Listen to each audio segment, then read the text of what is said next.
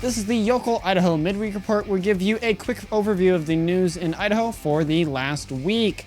And this week's episode, we're going to start it off here with some different updates about the racial incident up in Coeur d'Alene, plus some other political or social related things. Then we'll be getting into roads and an update on that. A bunch of different things happening in the valley there. Also development about housing. And then we'll close out with a Hispanic committee over in Idaho Falls. And starting off with that first one there, Coeur d'Alene racial incident update. This comes by the Bonner County Daily Bee by Bill Bewley. Some of you may or may not remember the story. It took the headlines for a bit there, but we have an update now. The Coeur d'Alene City Attorney's Office has announced that criminal charges will not be filed against 18-year-old Post Falls student Anthony Myers in connection with a racial incident that garnered national attention in March. The incident involving the University of Utah's women's basketball team, who were called racial and obscene comments shouted from a passing vehicle while walking in downtown Coeur d'Alene, despite an exhaustive investigation by the Coeur d'Alene Police Department, which identified Myers as the individual who made the offensive statement. Chief Deputy City Attorney Ryan S. Hunter determined that there was insufficient evidence to establish a probable cause for charges of malicious harassment, disturbing the peace, or disobediently conducting without relying on First Amendment protected speech. While city leaders, including Mayor Jim Hammond and Councilwoman Christy Wood, expressed disappointment that the law does not allow those responsible to be held accountable for the hurt they caused, they respected the work of the law enforcement and the prosecutor's office in seeking justice.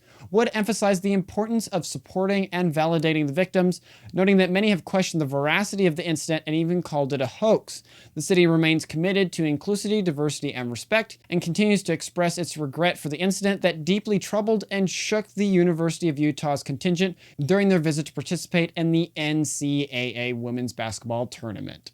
And speaking of politically charged things, Idaho's open primary initiative gains momentum as deadline approaches. This comes by the Bonners Ferry Herald by Kaylee Thornburg.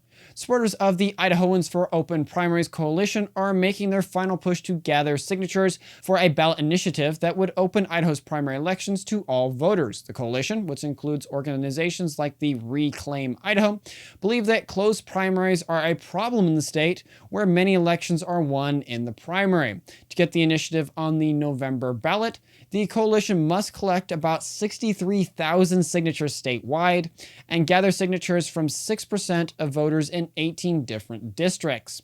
As of the writing of this script, the coalitions have collected approximately 90,000 signatures across all 44 counties, with at least 70,000 believed to be valid. The initiative proposes two significant changes to Idaho's election system. First, it would abolish party primaries, creating a top four primary system where all candidates participate, and voters may vote on all candidates with the top four vote earners for each office advancing to the general election.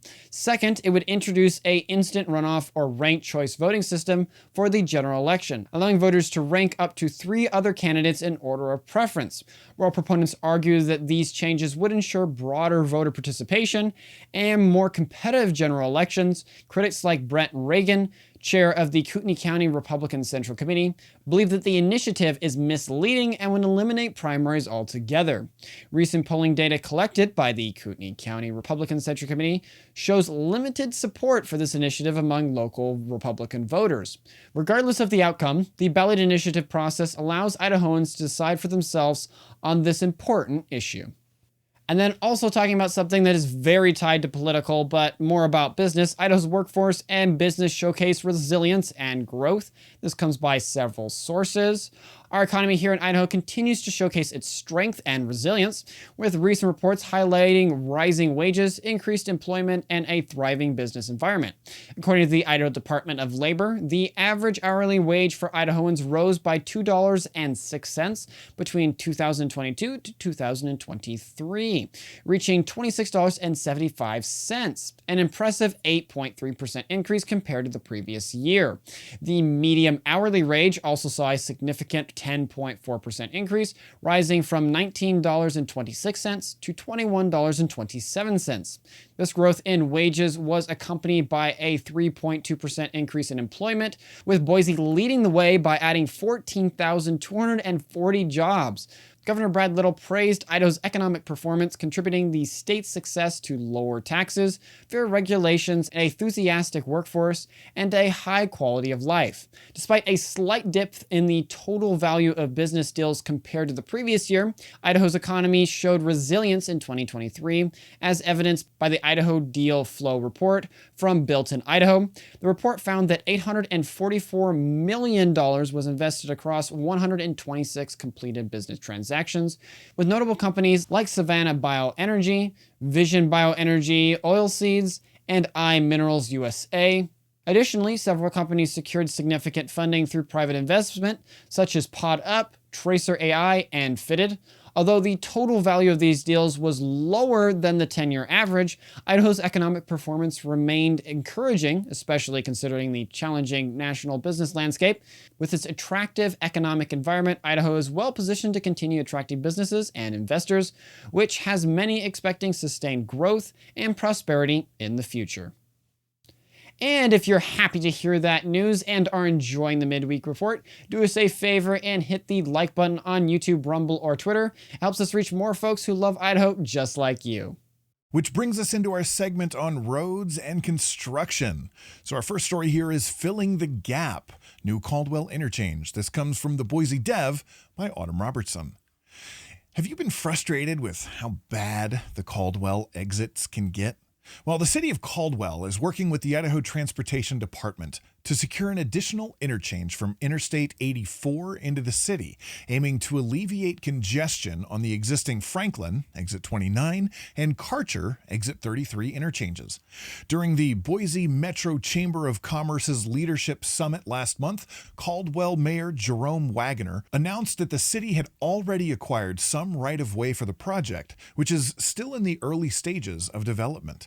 Caldwell Public Works Director Rob McDonald explained that the city strongly desires an interchange in the Ustick Road area due to the 4.5-mile gap between Karcher and Franklin exits. The exact location of the new interchange has not been determined, as multiple sites need to be studied to assess their traffic handling capabilities and various environmental factors. The project still requires an interchange justification report, a preliminary report, and an environmental process to determine the feasibility of adding an interchange in the area, a process that could take about 2 years. While no cost estimates or configuration details have been established, the city hopes to secure federal or state funds to cover some of the costs. Despite the challenges ahead, McDonald remains optimistic about the project's eventual completion, stating that it's just a matter of time. And moving from Caldwell construction to Boise construction, we have downtown Boise's 5th and 6th Street conversion plan hits a dead end. This comes from the Boise Dev by Don Day. The plan to convert 5th and 6th Streets in downtown Boise from one-way to two-way traffic has officially been scrapped, thanks in part to a new law passed by the Idaho legislature in 2023. The law gave the Idaho Department of Administration a say in any changes to the roads around the State House lasting more than 7 days and required unanimous consent from the governor, Senate Speaker Pro Tem, and Speaker of the House for any proposal to move forward. Despite the City of Boise, Capital City Development Corp., and the Ada County Highway District formally requesting the changes, 2 of the 3 key decision makers decided against approving the conversion. The project, which would have been largely funded by the CCDC using tax increment dollars, had already cost the agencies involved over $900,000 in public outreach, surveys, traffic impact studies, design, engineering, permitting, and pre-construction services. The decision to halt the project has left many stakeholders, including Old Boise LLC Principal Clay Carley and Boise Mayor Lauren McLean's team, disappointed. They argue that the state's intervention goes against the wishes of local property owners and businesses who would have benefited from the conversion. As the Urban Renewal District is set to terminate in 2025, the funds allocated for the project will now be redirected to other areas, such as sidewalk improvements along the 5th and 6th Street corridor. And speaking of things related to roads, Idahoans urged to attain Star Car for air travel as deadline looms. This comes by the East Idaho News by Ian Max Stevenson. With just 1 year left until the long-delayed federal Real ID program takes effect, the Idaho Transportation Department officials are urging residents to obtain their Star Cars to avoid being turned away from flights next spring. Beginning May 7th, 2025, the majority of Americans who travel on commercial aircraft will need a Star Card, a version of your driver's license with an enhanced security feature to pass through airport security checkpoints.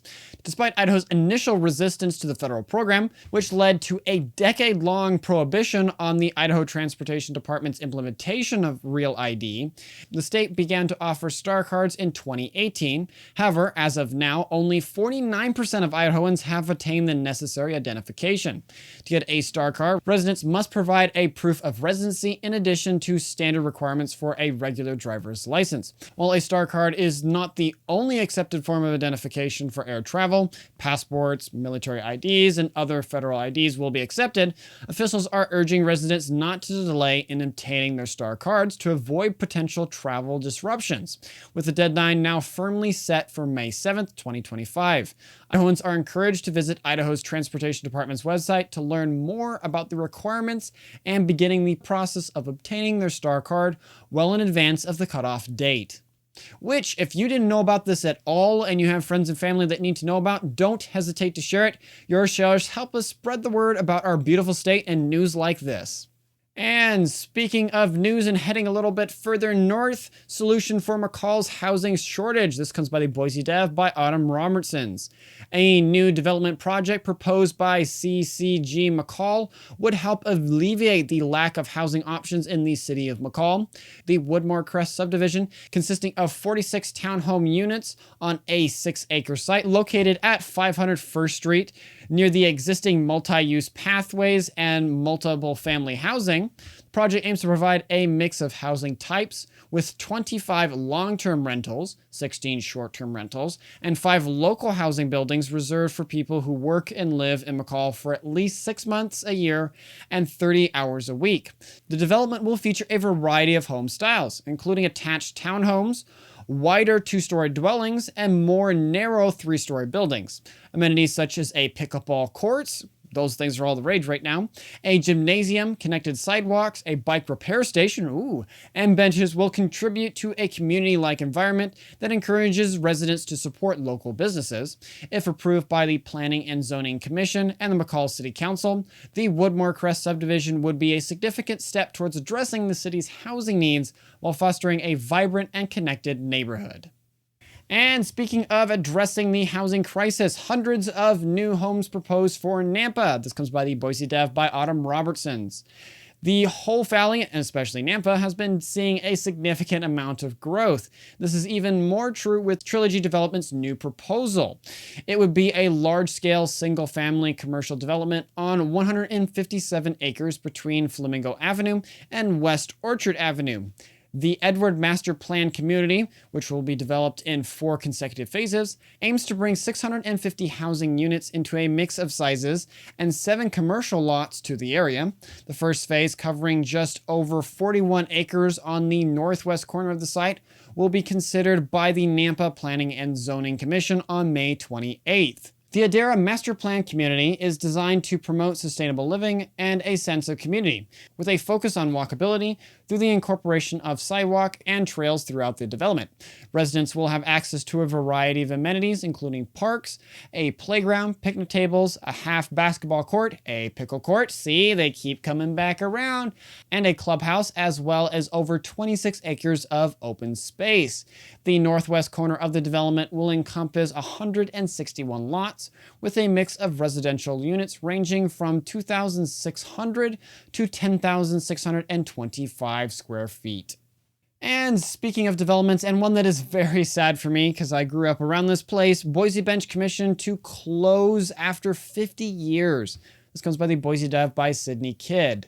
Ken Nil has been working at the Boise Bench Commission since he was a young man fresh out of college. He retired after nearly 50 years, making the end of an era for the beloved Boise Bench community mainstay. The commission, which began as a chicken farm before becoming an auction house under Nil's parents in the early 1950s, has evolved into a buy-sell trade model for items like furniture and antiques. Despite Nil's initial plans to become a history teacher, he found himself drawn to the family business and eventually bought out his parents and later his brother to become the sole owner. As Nil prepares for retirement, the Boise Bench Commission is set to close its doors, with no one to pass the store down to. Nil hopes to find someone to purchase the inventory and lease the building, but acknowledges that liquidation may be the best option. The commission will sell as much of its inventory as possible before hosting one final auction to clear out the remaining items. Customers have expressed sadness and surprise upon hearing the news, often sharing nostalgia and memories of the store with Nil. While he can't pinpoint the exact reason for the slowdown in business, Nil believes online sites like Facebook Marketplace have played a role. As he looks forward to spending more time at his cabin on Canary Lake, Nil reflects on the evolution of the business and recognizes that it is time for this chapter to come to a close. And if you love the content that we've shared with you thus far and don't want to miss any of it in the future, make sure to subscribe or follow us so you don't miss any of our future content. And closing us out here, we have Idaho Falls Chamber launches Hispanic Committee. This comes from the East Idaho News by David Pace. The Greater Idaho Falls Chamber has announced the creation of a Hispanic Committee. The goal?